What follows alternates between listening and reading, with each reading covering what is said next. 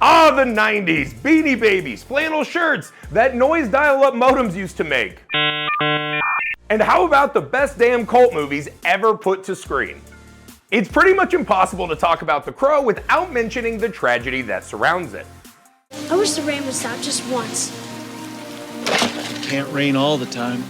This 1994 comic book adaptation was supposed to be a star-making vehicle for Brandon Lee, the son of martial arts legend Bruce Lee. Yet the young star's life was cut short when a prop gun misfired while filming a scene in which his character is shot. Production on The Crow made it over the line thanks to a few rewrites and a bit of stunt double trickery, but by the time the movie hit theaters in 1994, a black cloud hung over this already grim tale of violence and vengeance. Victims, aren't we all?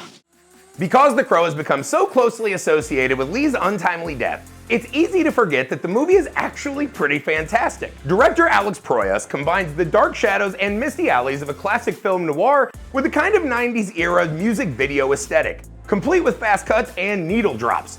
Gothic cinema was hardly anything new in 1994, but it certainly hadn't been done like this before. And of course, Brandon Lee himself gives a magnificent performance as Eric Draven, demonstrating all the charisma and charm that would have made him a Hollywood superstar had the worst not come to pass.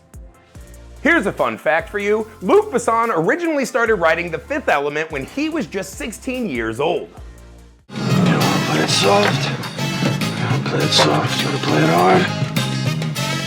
Let's play it hard. And of course, this might not come as much of a surprise if you've actually seen it, since the movie seems like it was designed in a lab to appeal to teenage boys and also men of a certain age YouTube host.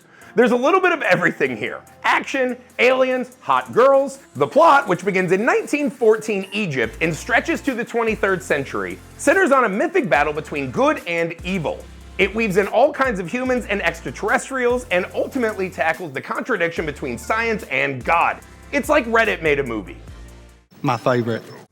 Honestly, Besson throws so much at the wall in The Fifth Element that it's a wonder it all sticks. Reactions varied wildly back when it was released in 1997, and your appreciation for it will largely depend on how well you think those various elements come together.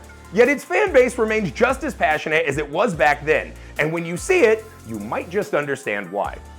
Did any 90s movie launch more stars than Richard Linklater's Dazed and Confused?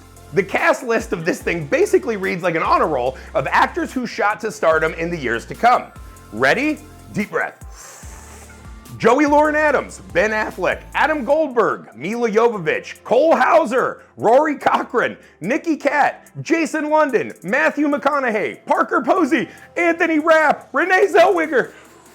You get the picture. As you can probably imagine, all these actors give absolutely stellar performances too. They're the beating heart of a movie that'll thrill pretty much anyone who's ever attended high school in the USA. So you're not going to go to law school? What do you want to do then? I want to dance.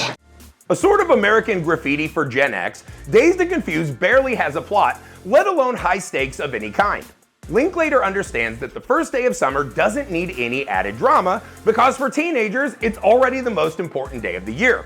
And maybe that's why, more than any other film, Dazed and Confused truly captures the bliss of wasting a lazy evening with your best friends. All right, all right, all right. It's kind of creepy when he does that, honestly, if you think about it. It's not all right, all right, all right. Office Space absolutely tanked at the box office when it came out in 1999, but it's since become a genuine landmark in the pop culture zeitgeist. Maybe that's because everyone who doesn't work for Looper can relate to wasting their days away in a job they hate, whether it's a sickeningly anonymous corporate hellhole or a nauseating themed restaurant. Uh-oh. Sounds like somebody's got a case of the Mondays. Mike Judge's satire of 90s office culture revolves around Peter Gibbons, a software programmer who rebels against his soul-crushing job after a botched hypnotherapy session leaves him in a state of perpetual bliss. Judge fills the margins of Peter's story with a bevy of vibrant supporting characters, from Jennifer Aniston as the put-upon cocktail waitress Joanna, to Gary Cole as Peter's infuriating boss, to Diedrich Bader as his fun-loving neighbor. In fact, thanks to this meme-tastic age we live in, some of the movie's characters have become iconic even among people who've never seen it. Don't let that be you though. If you've still not had the pleasure of watching Office Space, take a day off work and watch it ASAP. Your boss won't be happy, but you will. It's hard to believe there was once a time when Wes Anderson wasn't a brand unto himself. But the guy was practically unknown when Bottle Rocket hit theaters in the winter of 1996. The story behind the movie's production has long inspired aspiring filmmakers. In 1992, Anderson made a black and white short about a trio of friends who rob a bookstore and go on the lam.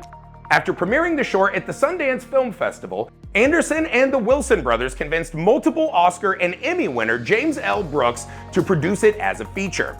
And so began one of the boldest, most exciting, and most successful directorial careers in movie history. This being Anderson's first feature, Bottle Rocket lacks the dioramic precision and attention to detail that would define his later movies. Yet it's that same scrappiness that makes the film so charming. Bottle Rocket is driven by a palpable energy as well as a real sense of risk-taking, all of which come together to make for an absolutely riveting watch. More discerning fans might tell you that this kind of gusto has been a little lacking in some of Anderson's more recent movies. Whether you agree with that assessment or not, it certainly never hurts to take a trip back to where it all began. Few films have ever provoked as much raw, unbridled, ferocious hatred as Clifford.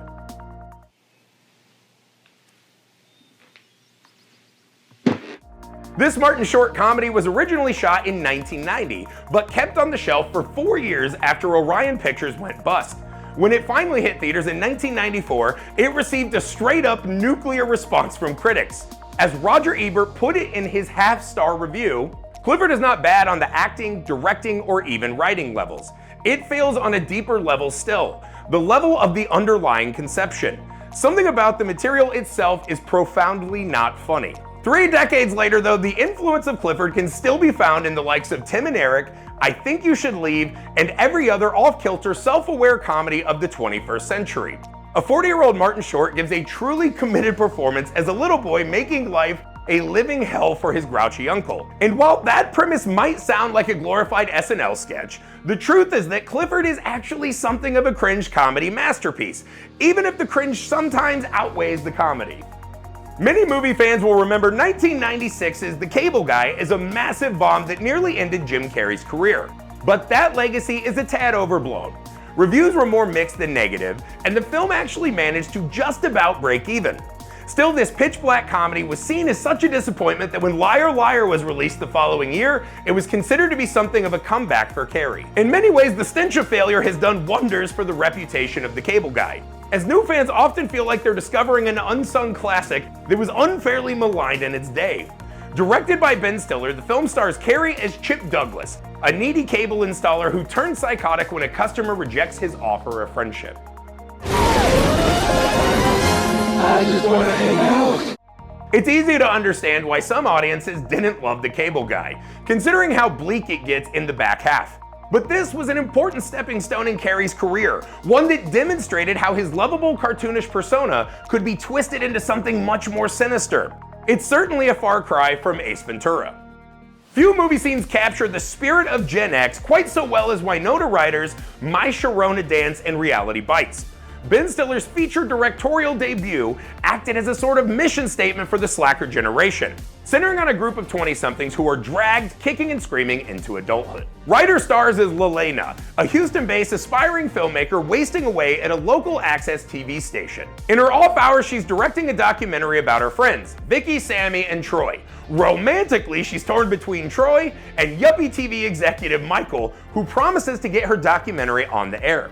But Reality Bites is more than just another love triangle. This is a story about the struggle between artistic integrity and success, between truth and compromise. With Troy, Lelena can be her fullest self, yet risk holding herself back. With Michael, she could get everything she wants if she's willing to give up a piece of herself. It's the same dilemma faced by artists since time immemorial. And in a way, the version we see in Reality Bites sheds light on the great conflict of Gen Xers. After all, these are the people who genuinely thought that they would never repeat the mistakes made by their parents. Something that every generation believes at some point or another. Unfortunately, as Lelena herself will tell you, the real world isn't that simple. The meteoric success of Pulp Fiction led to a string of imitators, most of which tried and failed to capture Quentin Tarantino's unique blend of violence, witty dialogue, and self-aware pop culture references. Zed's dead, baby. Zed's dead. Most of those films ended up fading into the ether, but 1995's The Doom Generation survived the test of time. At the time, this movie received a mixed reception from critics who, yes, found it to be something of a Tarantino knockoff. Today, though, The Doom Generation is regarded as a singular work from Gregg Araki, one of the leading members of the new queer cinema movement. These are the writers and directors who brought gay themes out of the cinematic closet after 12 years of Reagan-Bush-era conservatism. Billed as a heterosexual movie by Gregg Araki, The Doom Generation revolves around Jordan White and Amy Blue, two teen lovers who embark on a violent road trip with the enigmatic Xavier X Red. The middle chapter in Araki's so-called teenage apocalypse trilogy, the film takes on the classic structure of lovers on the run stories like Bonnie and Clyde and Badlands, but with a nihilistic Gen X twist. This trio of criminals don't kill people because they want to, but rather because violence erupts wherever you go in a country that's awash with guns, carnage, and bloodshed. And yes, that might all sound a little heavy, but don't worry. The Doom Generation is also genuinely funny in a dark, subversive kind of way. The growing pains of adolescence have rarely been captured so uncomfortably as in Todd Solondz' Welcome to the Dollhouse. This 1995 indie comedy stars Heather Matarazzo as Dawn Wiener, a painfully awkward preteen trying to navigate the war zone that is middle school. Dawn's life is one of indignity. At school, she's tortured by the cool kids. At home, she struggles to find her place between her dorky older brother and her manipulative younger sister. She goes to great lengths to win the heart of her brother's friend, wannabe rock star Steve. But the only boy who pays any attention to her is Brandon, a bully who repeatedly threatens her with sexual violence. You know, standard teenage stuff. As he would in later movies like Happiness, Storytelling, and Life During Wartime, Solondz delves fearlessly into subject matter that most filmmakers would shy away from, mining glorious cringe comedy from some genuinely queasy material. Some critics have suggested that he tends to sneer at his characters, but the truth is Solondz demonstrates a deep sense of empathy for the losers, loners, and weirdos that populate his films. That's perhaps never been truer than with Dawn Wiener. You can almost see the gawky, nerdy Dawn as an avatar for Solondz himself, and Welcome to the Dollhouse is a painful recollection of his own coming of age. Whether you find any parallels with your own, well, you'll have to watch it and see, won't you?